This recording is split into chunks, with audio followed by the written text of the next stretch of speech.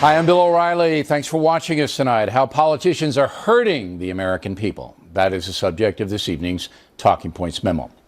The failure to pass a new health care proposal in the House has hurt the Republican Party and President Trump. Situation's confusing, but let me break it down so even the politicians can understand it. There are three basic things that America needs from a fair health care plan. First, a reasonable cost. Working people cannot be punished with high insurance premiums. Second, that the poor who cannot afford insurance are given access to health care in some way, Medicaid perhaps the best way. And third, that all Americans are protected from medical catastrophe. So if I'm a sitting Republican congressman on the Hill, how do I vote on a new proposal to replace Obamacare? Well, it's impossible to know if the proposed new law would lower costs for everyone. But if health insurance companies are eventually allowed to compete all across America, which they cannot do now, market forces would likely bring the costs down. Also, I'm evaluating the entire situation. What good does it do my party, the Republican Party, and the president if I oppose the first proposal the House puts forth, knowing that proposal will be changed in the Senate and come back to me for another vote? Seems logical that you move the process along and then at the end, when the entire bill is before you, you vote your conscience.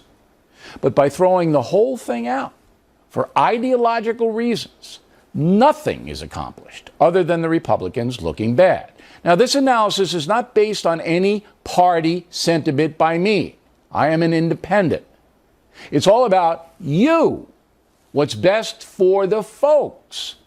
It's a given that Democrats are not going to turn on Obamacare. They support it to the bitter end. Yes, they may tweak it a little, but they want a giant entitlement from the feds that costs a fortune and hurts working Americans by making them pay higher premiums. So if the Republican Party doesn't unite, Obamacare stays the way it is, which is the situation right now.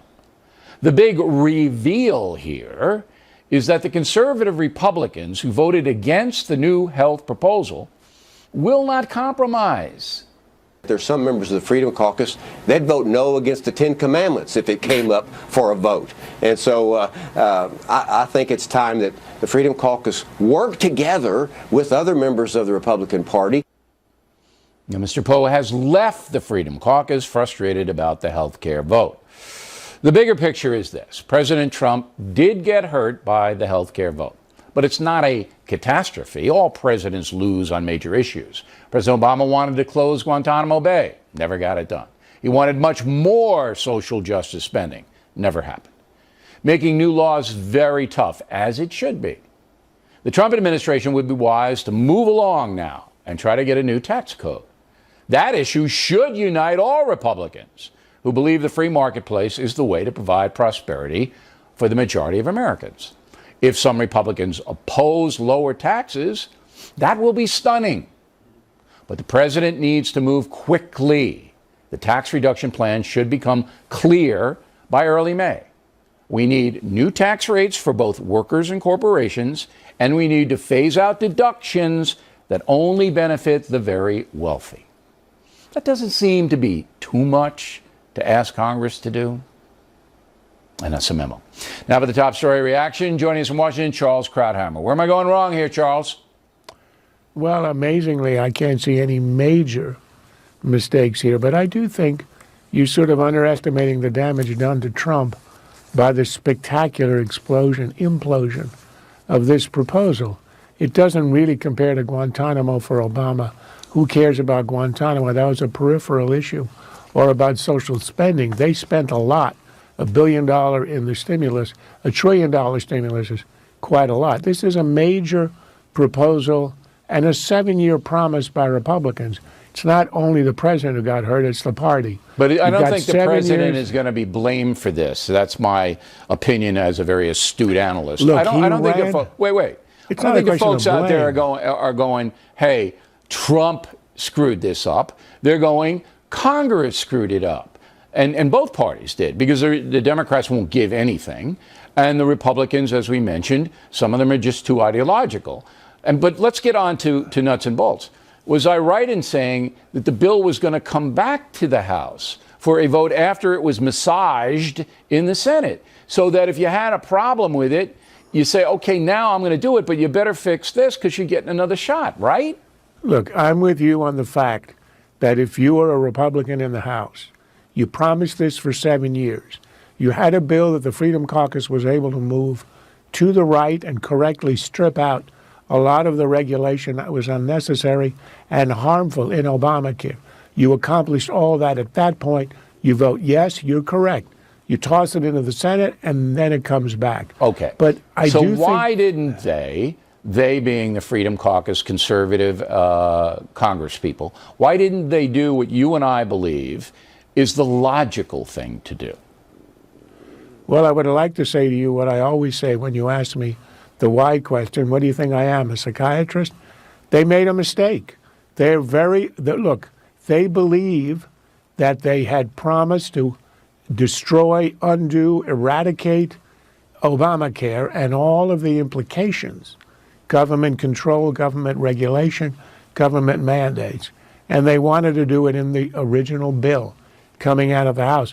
I think it was a huge tactical mistake. In fact, I think the whole idea, which is that Paul Ryan had decided he wanted to get a bill through the House that would be able to go through the Senate and pass with 51 votes.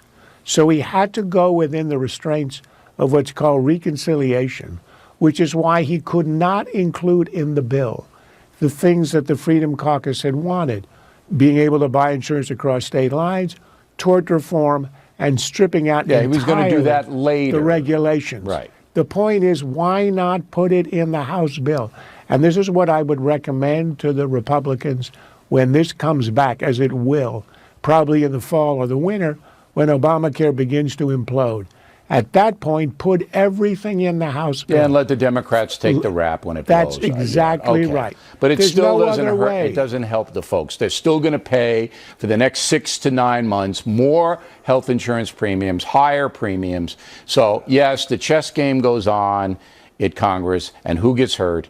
The regular folks. Charles Krauthammer, everybody. Next on the rundown, Dr. Austan Goolsbee, former Obama advisor, will weigh in on the Washington swamp.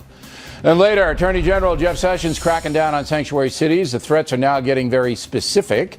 Those reports after these messages. And in the Impact segment tonight, we continue with our lead story. President Trump losing the first big battle in Washington, a revision of the healthcare system. Joining us from Chicago, Dr. Austan Goolsbee, former advisor to President Obama. So there's two parallel things going on here, Doctor. Number one, the folks continue to get hosed by a healthcare system that benefits the poor but doesn't benefit the working people, the middle class people at this point. And the second is the political chess game, the ideological chess game going on in Washington that the folks really don't want any part of, or am I wrong? I think on that you're right. I was kind of struck, though, in your note, you know, the Freedom Caucus folks, they've been hollering and screaming and lighting stuff on fire for 8 years. I mean, it's taken only now do you recognize that these guys are being unreasonable? I mean, they've been doing this for a long time. I give everybody a chance. You know, talk about unreasonable. Okay. The whole Democratic Party is unreasonable because none of them will consider that this bill, this Obamacare bill, should be done away with and something better put in its place. And you know the Democratic Party, to their credit, they stick together, whereas the Republican Party don't. And that's the embarrassment. I agree with you. The Republicans are demonstrating that though they have the biggest majority in the House that they've had in 90 years, they can't govern. I mean, Donald Trump is going to have to do something to figure out whether he can put together a governing coalition. I don't know if he can or not. But if you take a step back, I don't know either. But let's advance the story because Charles Krauthammer feels that Trump, you know, and he's not a Trump guy, and we all know that Trump was damaged. I don't think he was damaged that much. I think that the folks who have to pay these huge premiums and deductibles are going to blame Congress, not the president. However, I'm not so sure about that. Now comes tax cuts. And here the president has to get it done. But I can't imagine any Republican opposition to tax cuts. Can you? Well, I can if, which I think they're on path to do, they have no way to pay for them, and they're just going to blow up the deficit. I think he's, again, the root of this. I think Donald Trump actually is at fault, even though on whatever specific he didn't propose it. What is at fault here is that Donald Trump ran without specifics, without advertising any kind of trade-offs. He promised he's going to satisfy all our dreams, everyone get a tax cut. He's going to replace Obamacare with something fabulous that costs less and covers everyone. And he wasn't being serious, and now he has to be serious. I think and on taxes, I don't see how he's going to do it. Look, campaign promises are one thing, and the president is certainly going to have to figure out how to pass bills. He's going to have to figure it out. And this first test went south. Okay. But again, it wasn't he who was going to, he's not going to take the heat for this, the blame for this. Maybe. You might be right. Okay. But the tax cuts, that he has to get done, because there doesn't seem to be an opposition to me. If the real far right congresspeople are going to object to phasing out deductions that only benefit people who own football stadiums, I mean, then but there's not enough money in that. That's the root of the problem. You have just to the basically corporate side. Cut the taxes, stimulate the economy, and hope, as happened in the Bush administration, Bush the younger, that the increased revenue of people getting more money, working, and more jobs will fill that in.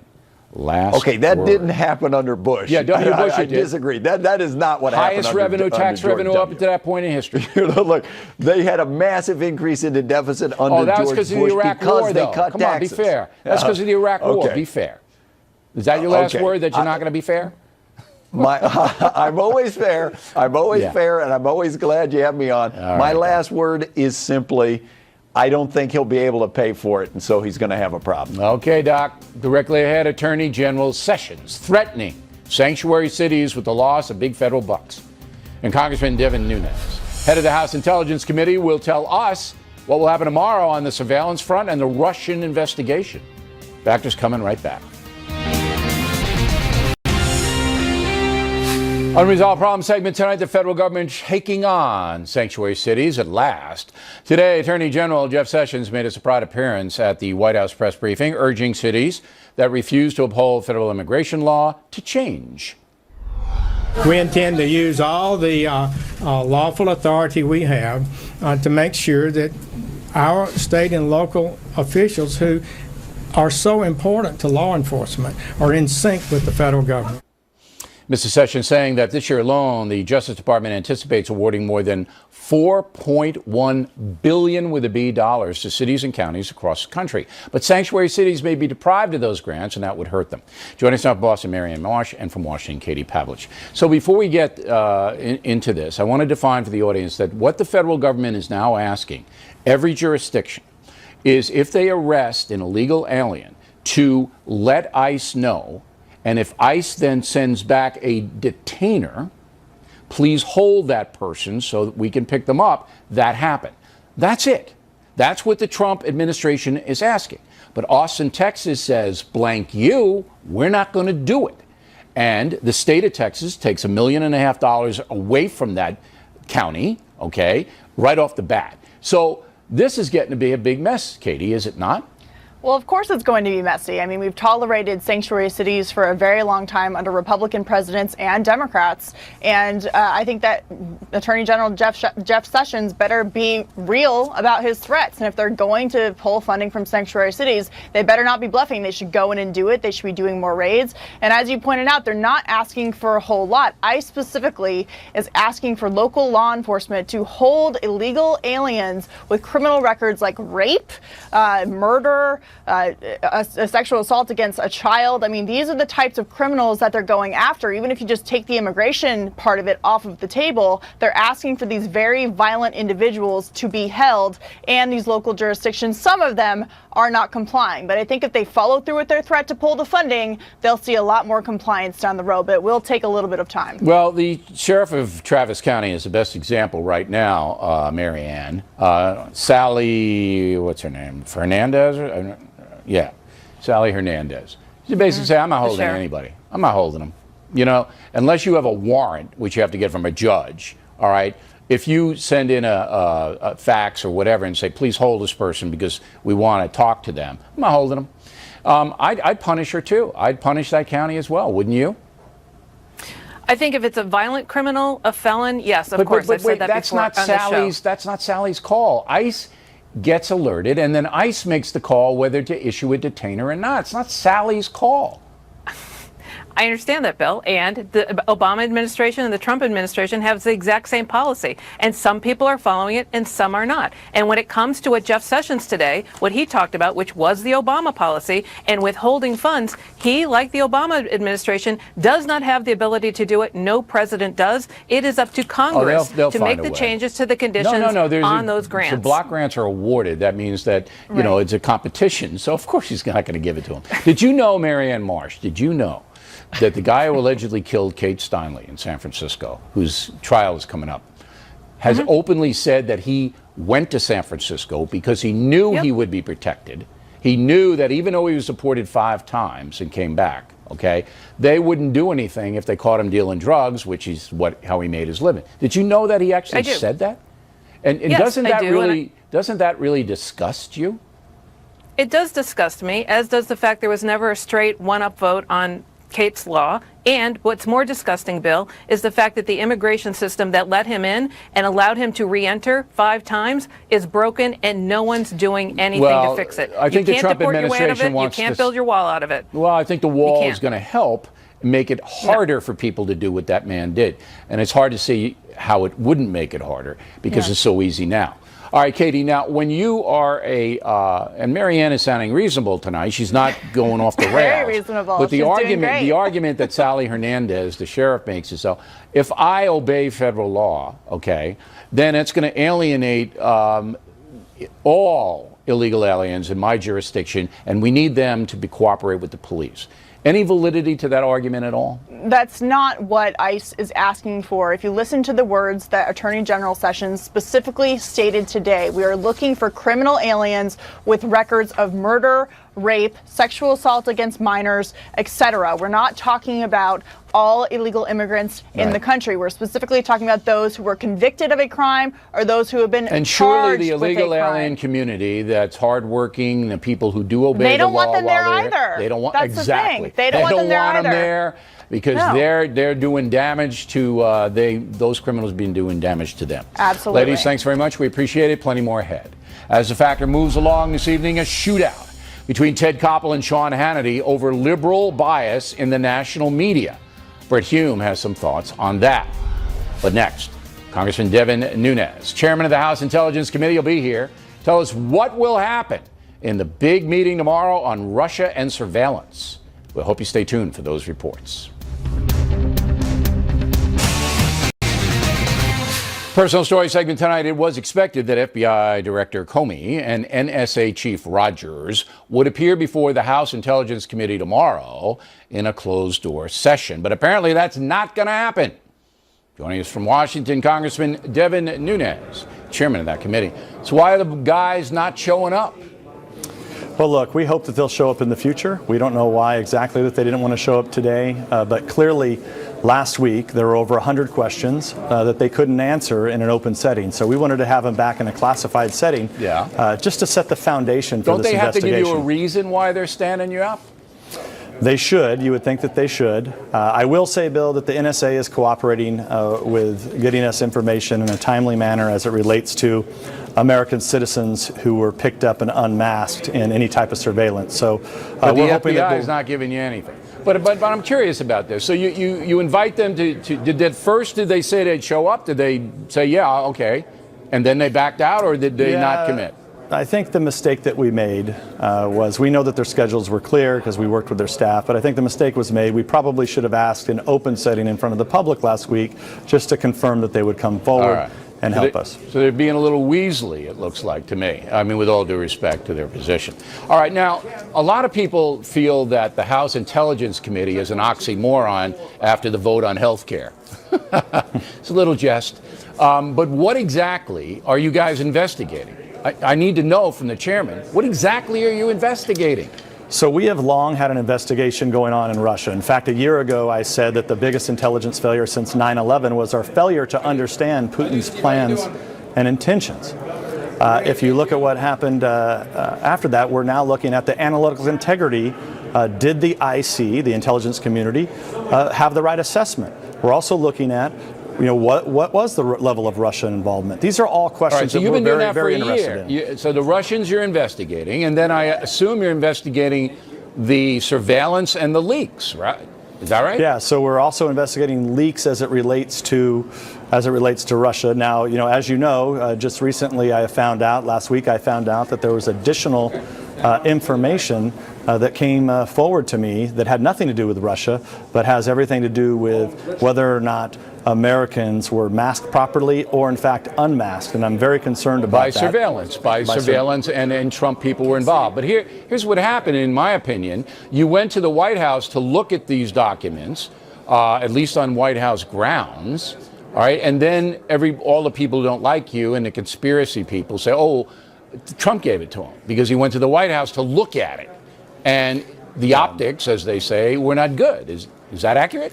Yeah. So look, we go to the executive branch at least once or twice a week. This is not unusual because there are intelligence products that we don't have access to in the House of Representatives, but we do have the clearances to see them. So we've known about this long before Trump actually sent his famous tweet out about wiretapping at Trump Tower.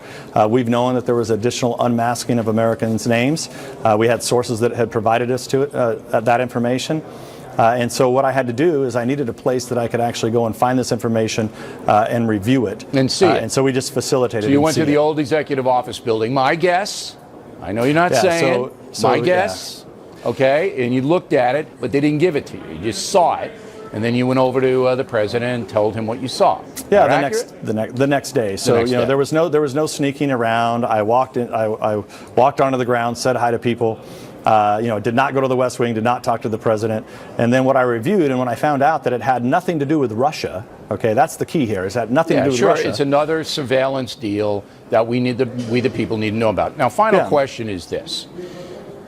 Most Americans think you guys in Congress are a bunch of hooey right now. The IRS investigation, where did that go? Nowhere. All right, did we ever find out who did it, who ordered that? No, we did not. Why should anybody have any confidence in your committee when two guys you wanted to hear in a classified situation didn't even show up? That's disrespectful. Why should we have any confidence that you're going to get anywhere? Well, look, this is always the challenge with the legislative branch of government because we can provide oversight, we can investigate, but at the end of the day, we can't go and arrest someone. But you can issue a subpoena. We can subpoena, but at the end of the day, we don't have the power to bring justice. We can only make a recommendation to the Department of Justice. Yes, you can expose. We can expose. You can't arrest. Finally, and I think we're doing a good job of exposing. Well, I hope so, but I still don't know who was surveilled and why. I got one more. Adam Schiff, the ranking Democrat on the Intelligence Committee, he's not your friend. You know that, right? He's not your pal. Well, look, wants you out. I try to say nice things about people. I know sometimes I say things that I probably shouldn't, but the reality is that I'm not going to disparage anyone. I'm going to continue to work with people. And you're not going to quit. So he wants you to quit the investigation. You're not going to do that. Yeah, well, I'm sure that the Democrats do want me to quit because they know that I'm quite effective at getting to the bottom. All right, well, let's hope so, Congressman. Keep us posted, would you? We really appreciate you coming on. It's important stuff that you're doing, and we really want to know about it. I really appreciate it, Bill. Thank you. Okay. When we come right back, a CBS Sunday morning shootout between Sean Hannity and Ted Koppel. Interesting situation. Brit Hume will weigh in next. Thanks for staying with us. I'm Bill O'Reilly in the Hume Zone segment tonight. Sean Hannity versus Ted Koppel. For years, the former ABC News man, who now works for CBS in a freelance capacity, has decried, word of the day, decried the rise of cable news. A little more than a year ago, he came on The Factor. You have changed the television landscape over the past 20 years. You took it from being objective and dull to being subjective and entertaining. With all the things that you pointed out, it's a whole different ballgame on cable TV. Commentators like me have just ruined the country. I cop to that. That's true, you have. Right, I've ruined everything. Joining us now from Florida, Britt Hume. So here in The Factor, if we edit an interview of significance, we post the unedited part on BillO'Reilly.com. Do you think CBS News should do that? I do. I can't see any reason not to do it. A lot of people would be interested in it, and it would drive traffic to their website. So why not do it? It's easy to do, and it doesn't cost anything really. They have the transcript, one presumes. Yeah. So I mean, we why not called do them. it? We called them today, and a former TV writer named Richard Huff now does their communications, and yeah, he basically didn't want to talk too much about it. But you're right. Economically, it benefits CBS News to do it. Yeah. People would go. Seems and I an must easy say, call. if I have to go to a news site, I go to CBSNews.com. I think it's a good news site. And, you know, I mean, and I'm not saying that with any promotional aspect, but they do a nice job on their website, and they have the material.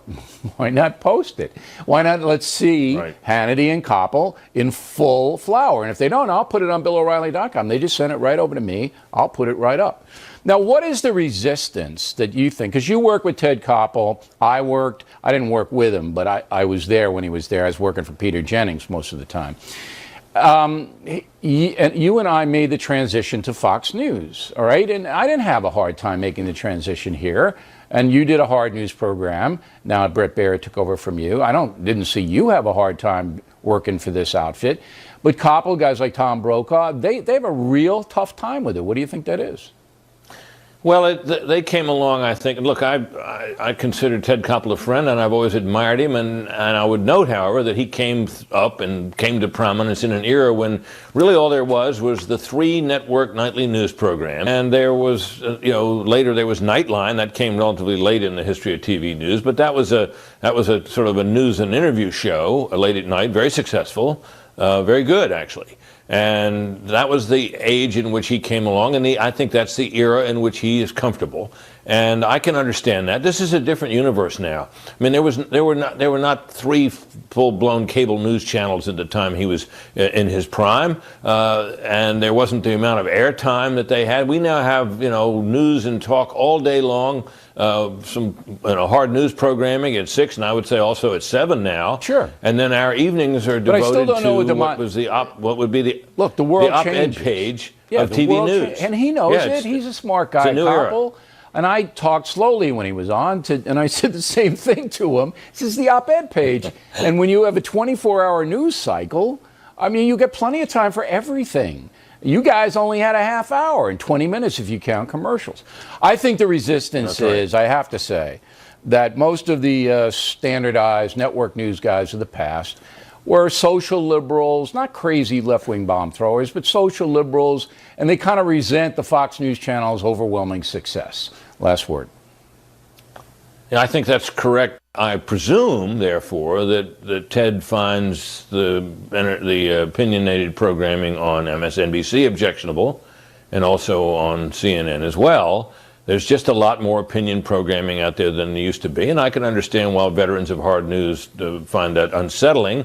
But I still think that there's plenty of room for it, and Absolutely. we've proven that every day. Absolutely. Britt Hume, everybody from Florida. In fact, tip of the day, helping the cops in a moment. But first, crank up those DVRs and tape Tucker tonight, because at 9:15 Eastern Time, about 20 minutes from right now, we will have a town hall meeting on BillO'Reilly.com about my new book, Old School Life in the Sane Lane, which comes out tomorrow. So I'll be on the website live. Everybody can watch, not just premium members. We'll have fun for about a half an hour. Old School puts snowflakes against traditional folks. It's a book you'll enjoy, and I hope you'll check out the town hall meeting coming up shortly. Now the mail. Charmaine Burnett, Dallas, Texas. Bill, did you miss the story that Starbucks will hire 10,000 refugees? They are just trying to redeem themselves now by hiring vets. True patriots know this and won't patronize them. I disagree, Charmaine. Starbucks says it will hire the refugees all over the world. And that's a good thing, is it not? Patriots understand that some people have to run for their lives, especially if they have kids to protect. Being a refugee is not a bad thing, and we should all try to help them if we can. Brita O'Shea, Cork, Ireland. My mother emigrated legally to the United States in the 1950s. She worked hard, saved money, and returned to Ireland in the 1970s. I support President Trump's campaign to regulate immigration, although here you can get lynched for saying that. That's because of your media. Jim Pruitt, Fort Thomas, Kentucky. Hey, Bill, I will bet you a dinner that nothing will ever come of this surveillance controversy. This will go to the way of the IRS scandal where nobody paid a price. Jerry Vernon, Lake Kiowa, Texas. O'Reilly, did you fine Karl Rove for saying at the end of the day? You know, Jerry, some things are out of my jurisdiction. He's down there in Texas. Come on. Richard Reiner, Anchorage, Alaska. I saw the Spin Stops Here show in Tacoma on Saturday night. It was great. How does it feel to draw Trump-sized crowds, Bill? Feels good, Rich. Close to 12,000 at the Dome. Glad you liked the show and made the trip. Mike Kirby, Dannebrog, Nebraska. Mr. O, my wife and I saw your show in Omaha on Friday. We haven't laughed that hard in years. As I always say, Mike, we hope you are laughing with us and not at us. Jim Tomlinson, Boalsburg, Pennsylvania. Mr. O, you mentioned that Killing Jesus was a good read for the Lenten season. I agree, and hope you say that again. Well, you just did, Jim. Killing Jesus, now out in paperback. Roger Smith, Beverly Hills, California. I don't read well, so I bought the audio of Killing the Rising Sun. Loved it. Really appreciate that, Mr. Smith. As a kid, I loved 77 Sunset Strip, and you were one of the main reasons, along with Ed Kooky Burns. Remember that? The comb? Loved Kooky. He actually made a record which has to be the worst recording of all time. Kooky, Lend Me Your Comb.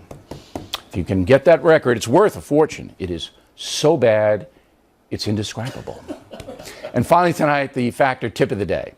As some of you may know, my grandfather, there he is, was a New York City police officer in the 1930s. He came home from World War I, where he saw combat, and got the job. So I admit a bias in favor of police officers all over the United States. Because of that, I want to tell you about a charity called Brotherhood for the Fallen. Brotherhood for the Fallen, which helps families of police officers who have been killed in the line of duty or severely hurt. Now, this is a fine charity, and you can reach it at brotherhoodnyc.org. That's brotherhoodnyc.org. That website will tell you what the organization does and how you can help directly. Also, the Contributing Factor podcast features the head of the New York City Internal Affairs Bureau, Charles Campisi. There's a new book out called Blue on Blue, which I read, and it's very interesting. So we hope you check all of that out. Factor Tip of the Day. And that is it for us tonight. Please check out the Fox News Factor website, different from BillO'Reilly.com. Also, we'd like you to spout off about the Factor from anywhere in the world. O'Reilly at FoxNews.com. O'Reilly at FoxNews.com. Name and town if you wish to opine. Word of the day, do not be callow when writing to the Factor. Now, tomorrow, we're investigating this Austin, Texas situation where the sheriff down there is going up against the Attorney General of the United States and the governor of Texas. Sheriff versus governor and attorney general in Austin. We'll have that report tomorrow. Again, thanks for watching us tonight. I'm Bill O'Reilly. Please remember the Spin Stops Here, so we're definitely looking out for you.